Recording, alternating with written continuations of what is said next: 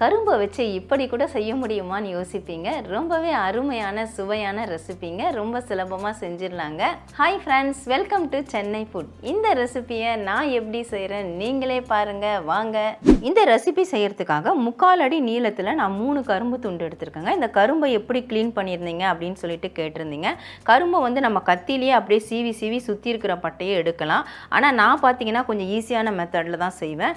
இதை அப்படியே நல்லா 2ஆக பொளந்துருவேன். 2ஆக பொளந்ததுக்கப்புறம் மறுபடியும் அதை 2ஆக பொளந்துருவேன். அப்போ 4 துண்டு நமக்கு கிடைக்கும். ஒவ்வொரு துண்டையும் நம்ம பனங்கிழங்குல எப்படி நார் உரிப்போமோ அதே மாதிரி அந்த பட்டையிலேருந்து உரிச்சு நான் எடுத்துருவேன். க்ளீனிங்கை வந்து போட்டோம்னா வீடியோ ரொம்ப லென்த் ஆகிடும். அதனால் நான் க்ளீனிங்காக காட்டுறதில்ல. இப்போ இதை நம்ம சுத்தம் பண்ணி எடுத்துக்கலாம். நான் சொன்ன மாதிரி அந்த கரும்பில் இருக்கக்கூடிய தோலெல்லாம் நீக்கிட்டு பொடியாக நறுக்கி எடுத்துட்டேங்க. இதை நாம் மிக்ஸி ஜாருக்கு மாற்றிக்கலாம். ஃபஸ்ட்டு தண்ணி சேர்க்காமல் அரைச்சிக்கோங்க. அப்புறமா கொஞ்சமாக தண்ணி சேர்த்து அரைச்சிக்கோங்க. 200 ml அளவுக்கு நான் தண்ணி ஊற்றிட்டு நல்லா நைஸாக அரைச்சிருக்கேங்க. இப்போ இதை நம்ம வடிகட்டி எடுக்க போகிறோம். நான் வடிகட்டி போட்டு வச்சுருக்கேன் கிண்ணத்தில். இந்த ஜூஸை மட்டும் பிழிஞ்சிட்டு இந்த சக்கையை நாம் எடுத்து போட்டுடலாம்.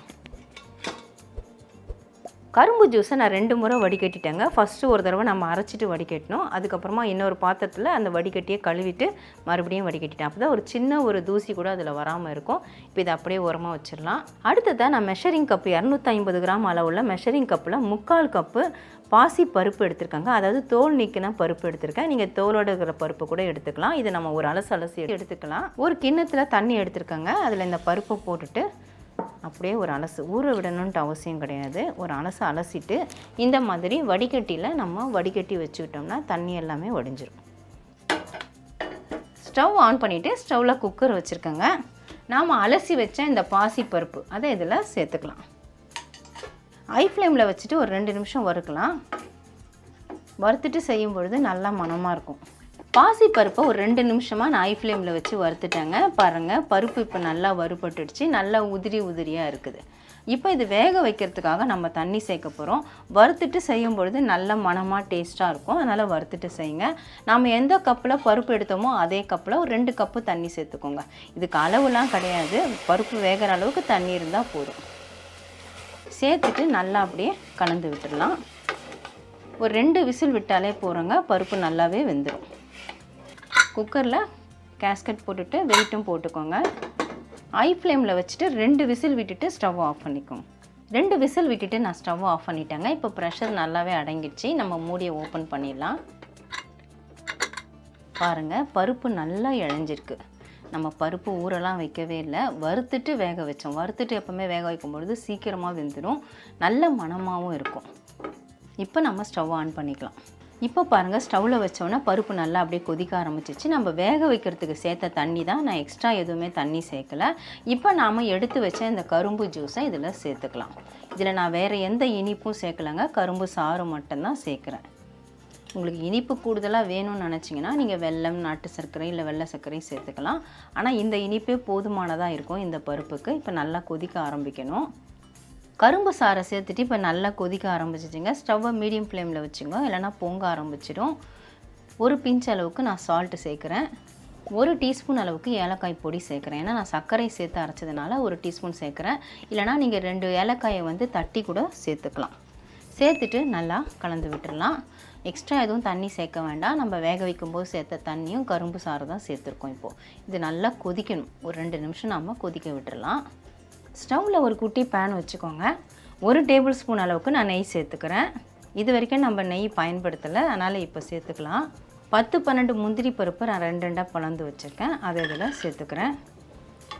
முந்திரி பருப்பு ஒரு 2 பரட்டினதுக்கப்புறமா நம்ம காஞ்ச திராட்சை சேர்த்துக்கலாம். நீங்கள் எந்த நட்ஸு வேணுனாலும் சேர்த்துக்கலாம், உங்கள் விருப்பம் தான். 1 கைப்பிடி அளவுக்கு காஞ்ச திராட்சை சேர்க்குறேன். கோல்டன் கலராக வரணும், அது வரைக்கும் வறுத்துக்கிட்டால் போதும். நாம் சேர்த்த முந்திரி பருப்பு லேசாக நிறம் மாதிரி வந்திருக்கு. திராட்சை நல்லா எலும்பி வந்திருக்குங்க. ஸ்டவ் ஆஃப் பண்ணிவிட்டு நாம் எடுத்துடலாம். இன்னும் அந்த சூட்லேயே நல்லா நிறம் மாறிடும். நம்ம கரும்பு சாறை, ஏலக்காய் பொடி எல்லாம் சேர்த்துட்டு ஒரு 2 நிமிஷம் நல்லா கொதிக்க விட்டுட்டோம். இப்போ நாம் வறுத்த இந்த முந்திரி திராட்சை அதை இதில் சேர்த்துடலாம். சேர்த்துட்டு கொஞ்சமாக இதில் அள்ளிட்டு அப்படியே சேர்த்துக்கோங்க. இப்போ பாருங்கள், 2 நிமிஷம் கொதிக்க விட்டதில் நல்லா இப்போ திக்காகிடுச்சு. முந்திரி திராட்சை சேர்த்ததுக்கு அப்புறமா நம்ம பால் சேர்க்க போகிறோம். நான் வந்து காய்ச்சி ஆற வச்ச பால் 3/4 கப்பு சேர்க்குறேன். நம்ம 3/4 கப்பு பாசிப்பருப்பு எடுத்தோம், அதனால் 3/4 கப்பு நான் பால் சேர்க்குறேன். நீங்கள் வந்து தேங்காய் பால் கூட சேர்த்துக்கலாம். 3/4 கப்பு பால் சேர்த்துட்டு ஒரு கொதி வந்த உடனே நம்ம ஸ்டவ்வை ஆஃப் பண்ணிக்கலாம். தேங்காய் பால் சேர்க்குறதா இருந்தால் நீங்கள் இதே மாதிரி சேர்த்துட்டு லைட்டாக சூடு ஏறி அப்படி கொதிக்கிற மாதிரி ஆரம்பிக்கும். அந்த சமயத்தில் ஸ்டவ் ஆஃப் பண்ணிவிடுங்க. நீங்கள் வெல்லம் சேர்த்து செய்கிறதா இருந்தால் ஸ்டவ் ஆஃப் பண்ணிவிட்டு தான் தேங்காய் பால் சேர்க்கணும். இப்போ நல்லா ஒரு கொதி வரட்டும். நம்ம காய்ச்சி ஆற வச்ச பால் தான் சேர்த்துருக்கோம். பால் சேர்த்துட்டு பாருங்கள், நல்லா கொதிக்க ஆரம்பிச்சிச்சு. ஹை ஃப்ளேமில் தான் வச்சுருந்தேன். இப்போ பாருங்கள், நல்லா சூப்பராக நமக்கு தயாராகிடுச்சு. கரும்பு சாறை வச்சு, பொங்கலுக்கு வாங்கின கரும்பை வச்சு அந்த சாறை எடுத்து ஒரு அருமையான ரெசிபி நாம் தயார் பண்ணிட்டோம். இப்போ நான் ஸ்டவ் ஆஃப் பண்ணிடுறேன். அவ்வளவுதான் ஃப்ரெண்ட்ஸ், பொங்கலுக்கு வாங்கின கரும்பை வச்சு பாசிப்பருப்பையும் சேர்த்து அருமையான பாயசம் நம்ம ரெடி பண்ணிட்டோம். நீங்கள் கேட்பீங்க, எதுக்கு கரும்பு இப்படியெல்லாம் செய்யணும், அப்படியே கடித்து சாப்பிட்டுட்டு போகலாமே அப்படின்ட்டு. வயசானவங்களால் அப்படியே கடித்து சாப்பிட முடியாதுங்க, குழந்தைங்களால் கடித்து சாப்பிட தெரியாது. அவங்களுக்கெல்லாம் இந்த மாதிரி செஞ்சு கொடுக்கலாம். அதுவும் சொல்வீங்க ஜூஸாகவே கொடுத்துட்டு போகலாமேன்ட்டு. ஏங்க கூட கொஞ்சம் பாசிப்பருப்பையும் சேர்த்து பாயசமாக செஞ்சு கொடுக்கும் பொழுது அது ரொம்பவே ஆரோக்கியமானதாக இருக்கும். நம்ம வீட்டில் ஈவினிங் டைமில் அவங்களுக்கு ஸ்நாக்ஸ் செஞ்சு கொடுத்தா மாதிரியும் இருக்கும். அவங்க ஸ்நாக்ஸ் கேட்டாங்கன்னா இந்த மாதிரி நீங்கள் செஞ்சு கொடுக்கலாம். டேஸ்ட் அவ்வளவு அருமையாக இருக்கும். கரும்பு ஜூஸ் எடுக்கிறது ஒன்றும் ரொம்ப கஷ்டமே கிடையாது. நிறைய பேர் சொல்கிறீங்க மிக்சிலாம் போய்டும்ன்ட்டு. அதெல்லாம் ஒன்றுமே ஆகாதுங்க. நான் நிறைய தடவை அரைச்சிருக்கேன், எதுவுமே ஆகாது. கொஞ்சம் தண்ணி சேர்த்து அரைச்சிட்டு நம்ம எடுக்கும் பொழுது ஜூஸ் ரொம்ப சுலபமாக எடுத்துடலாம். அதை வெட்டி உரிக்கிறதும் ரொம்ப சுலபம் தாங்க. செய்யணும்னு நினச்சா எல்லாத்தையுமே நம்ம ஈஸியாக செஞ்சிடலாம். ரொம்ப ரொம்ப டேஸ்டியாக அருமையாக இந்த பாயசத்தை நீங்களும் ட்ரை பண்ணி பார்க்கலாம். இப்போ நான் வந்து சர்விங் கிளாஸ்க்கு மாற்றிருக்கேன். எப்படி இருக்குன்னு நீங்களே பாருங்கள். நான் வந்து கரும்பு சாறு சேர்த்ததுனால கலர் பார்த்திங்கன்னா இந்த கலரில் தாங்க இருக்கும். நம்ம எந்த கலரும் சேர்க்கலை, நாட்டு சர்க்கரையும் சேர்க்கலை, வெல்லமும் சேர்க்கலை. இப்போ டேஸ்ட் எப்படி இருக்குன்னு பார்த்துடலாமா?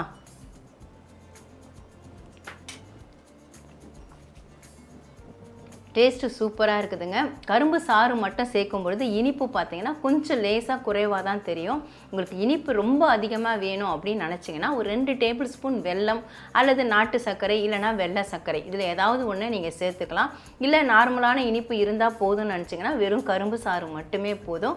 நான் கரும்பு சாறு மட்டும்தான் சேர்த்துருக்கேன். டேஸ்ட்டு அவ்வளோ அருமையாக அட்டகாசமாக இருக்குது. நம்ம கூட முந்திரி திராட்சை எல்லாமே வறுத்து சேர்த்துருக்கோம். நான் வீட்டில் இருக்கக்கூடிய காய்ச்சி ஆற வச்ச பால் தான் சேர்த்துருக்கேன். நீங்கள் தேங்காய் பால் கூட சேர்த்து சாப்பிட்டு பாருங்கள், இன்னும் அருமையாக அட்டகாசமாக இருக்கும்.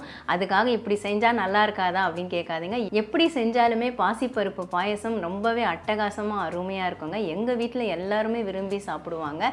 வீட்டில் கரும்பு துண்டு இருந்துச்சுன்னா இந்த மாதிரி கண்டிப்பாக ட்ரை பண்ணி பாருங்கள் ஃப்ரெண்ட்ஸ். ட்ரை பண்ணி பார்த்துட்டு எப்படின்னு எனக்கு கமெண்ட் பண்ணுங்கள். மறக்காமல் நம்ம சேனலை சப்ஸ்கிரைப் பண்ணிக்கோங்க, லைக் அண்ட் ஷேர் பண்ணுங்கள். இதோட இந்த வீடியோவை நான் முடிச்சுக்கிறேன். மறுபடியும் இன்னொரு வீடியோவில் உங்களை சந்திக்கிறேன். Bye guys. Bye bye.